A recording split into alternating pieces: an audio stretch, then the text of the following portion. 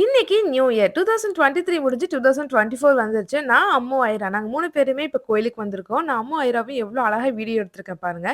என்ன எடுக்க சொன்னா, வெறும் ஐராக்கு மட்டும் ஜூம் வச்சு எடுத்திருக்கு இந்த பயபுள்ள. அப்புறம் கோயில்லருந்து நேரா எங்க வீட்டுக்கு போயிட்டோம். அம்மாவ பார்த்தோனே ஐராக்கு பயங்கரமா சிரிப்பு. இந்த மாரி கிரீடம் வச்சு ஐராக்கு ஃபோட்டோ எடுக்கணும்னு ஆசை.